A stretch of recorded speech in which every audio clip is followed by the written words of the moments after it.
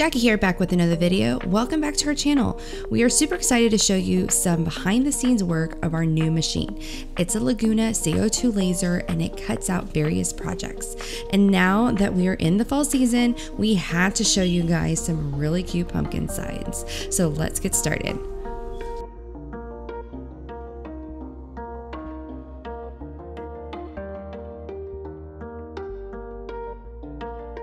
So to get things started, my husband jumps on his computer and starts out the project by using a software called Lightburn.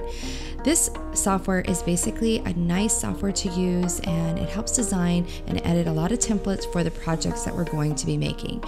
This software does a lot of different things like names and other cuts and other fun things that you can also purchase on our website. In the next segment, he's going to be up at the shop showing you how he breaks down the material to get ready to cut using the laser. So sit back and relax, and we hope you enjoy.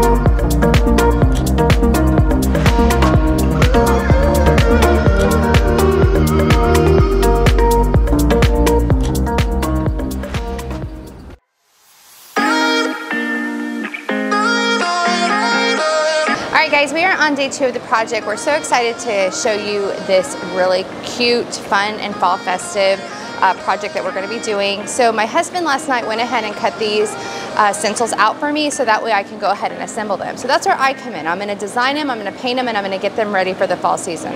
One of them is going to my mother-in-law's house, and I'm going to put the other one on our shop door, I think. So not quite sure what I want to do with it, but I have these really cute ones and I can't wait to show you. This is also going to be something that we're going to be doing in our fall season classes. So let's go get the paint. All right, so I'm going to be picking out the paints that are going to be perfect for the fall season. So let me get some going.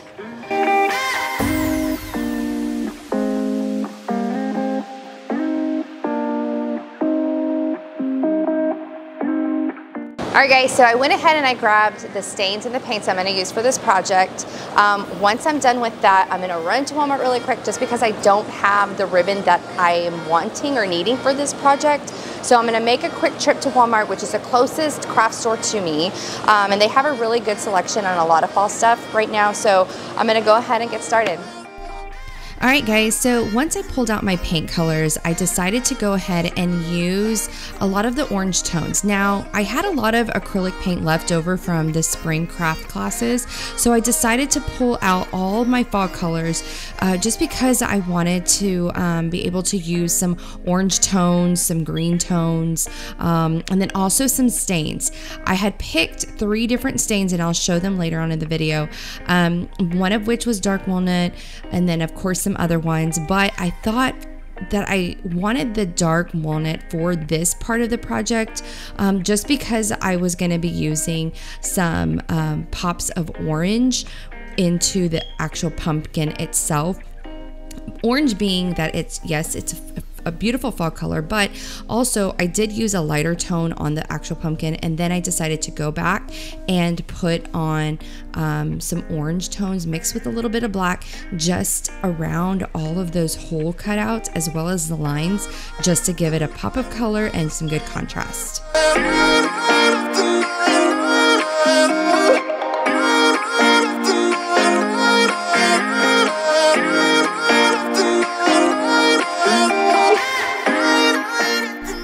Once I was done with the pumpkin, I went ahead and I set that aside to dry.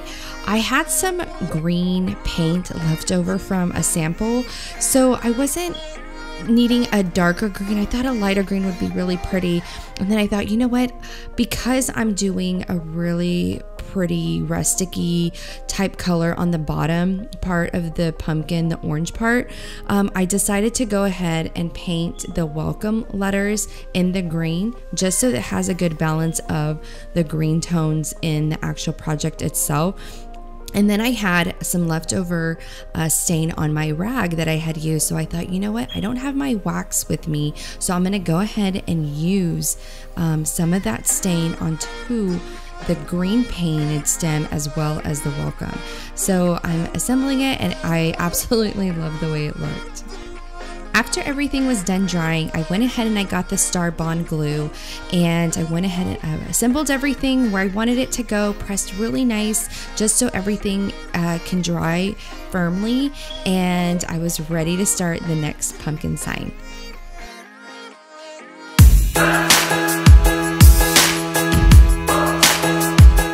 All right, so I just completed pumpkin number 1.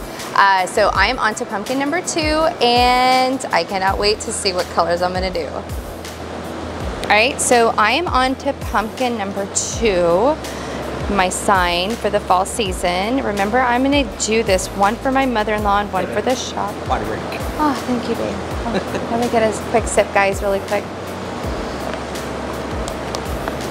Oh, thanks, much appreciated. My husband, he's always so thoughtful. Back to this pumpkin, I can get quite parched whenever I'm talking, so it's always nice to have that quick water break. But I'm gonna go ahead and get started on this. I don't know what colors I'm gonna use. I'm really loving the way that green was going with the pop of the orange, so I don't know. So I think I'm gonna do maybe an off-white color here, the soft green here, possibly different stains on these 3, the dark being my color for the back, and then or maybe even a white. I think if I did a white with this, the distressing on the outside would really make it pop with the black, the different color stains. An orange distressed pumpkin with the green. I think that's what I'm gonna do. So let me do that.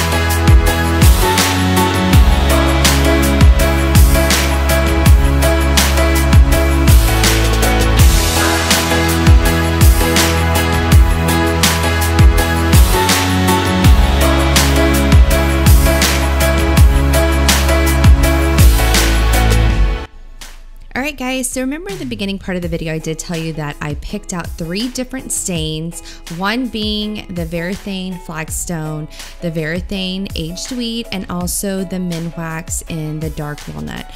I went ahead and I decided to stain all of my leaves in the stain color because I thought it would look so pretty. So I just thought that it would just be different, and then I definitely wanted to use all these colors, so it turned out amazing. I absolutely loved them. So once I was done with that, I went ahead and I started doing the stem, the green, same process like the last pumpkin sign that I did, and I also did the hello in the green. Oh yeah, I'm loving this color.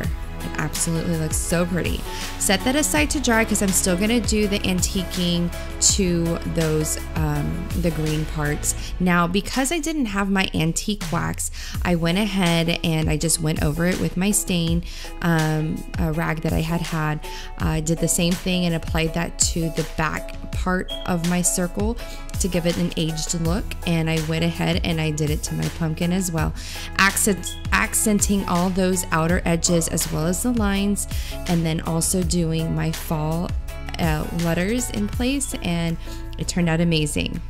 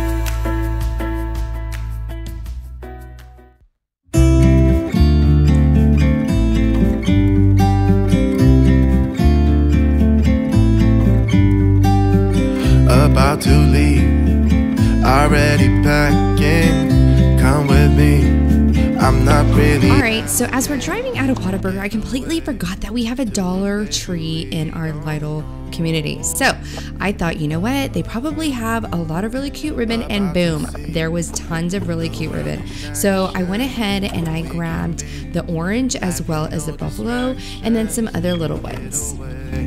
This is what we waited.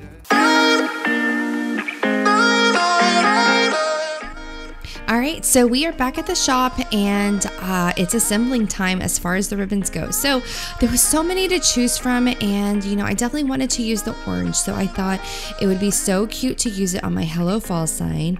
Once I was done at that, I went ahead and I set it aside, and I was onto my welcome sign. There was so many cute ribbons to choose from, and I had no idea what I wanted to use. So I had to play with it. I wanted to use the white just because it has like a really cotton feel to the outer side of the ribbon, and then I just was back and forth with a different area, like a lot of the different areas. So I thought, you know what, maybe I just do something small, you know, something small, minimal, that's not going to overpower the welcome sign. And it turned out super cute.